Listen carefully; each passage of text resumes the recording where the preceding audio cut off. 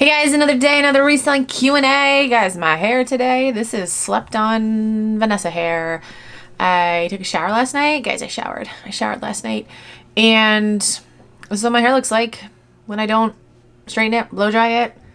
Like what? What? We're just gonna go with it though. Okay, remember what I said in my last video, or it might not have been my last video. I don't know. I pre-record videos and I don't know which ones go up.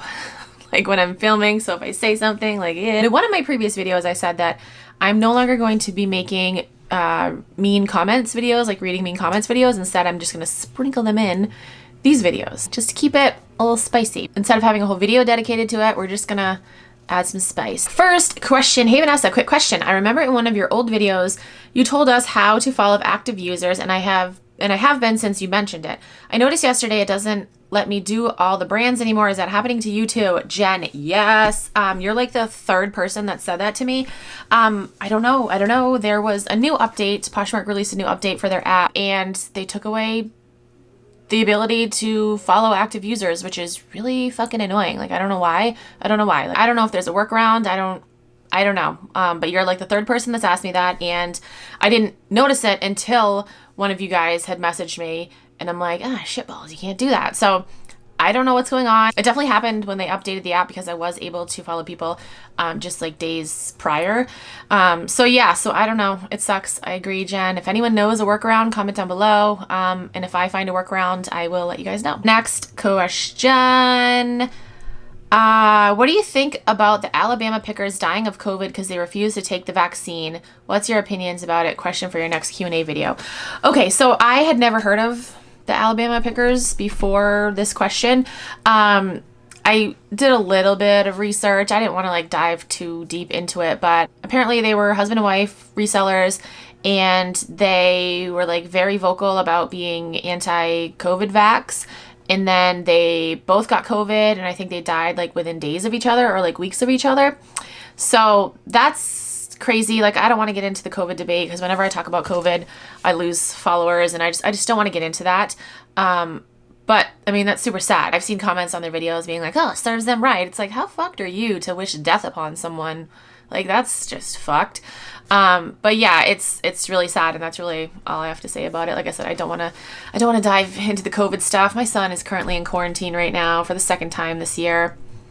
Second time within a month, actually. They had a homecoming dance over the weekend, and it was like something like 8 kids at the dance found out that they had COVID. So yeah, he's in quarantine for the second time in just about a month, actually. So yeah, it's cool, real cool.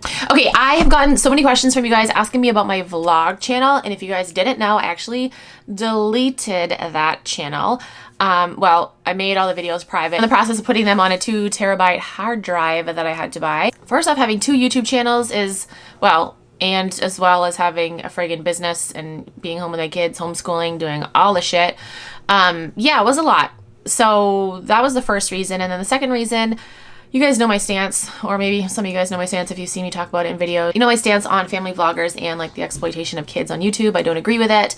I wouldn't say that I have exploited my kids like at all. I was never like, oh, my daughter fell down and she's bleeding, like, let me grab the camera. I was never extreme like that, but I did vlog, you know, daily things like vacations and stuff and like daily life, and it was 100% harmless. I can totally say that. It was never about the money for me for that channel. It was more so about like capturing the memories and being able to share it online with friends and family. When the whole like friggin' revolution started about family vloggers, I demonetized a bunch of videos, and any video that I uploaded like after that whole revolution started, I didn't monetize. And then I was just kind of like, this is, no, I'm just gonna do it. I'm just gonna delete it, take it down. So yeah, some of the process of going through all those videos and saving them, there's like a couple hundred videos. I think it's like 700 or 800 videos on that channel. So it's gonna take me a minute. It's kind of where that went. I have so many memories on that channel. I didn't want to just delete everything because it's literally the past friggin' 10 years of my life. I think I started that channel in 2010. Or like 11 years of my life. Yeah, crazy.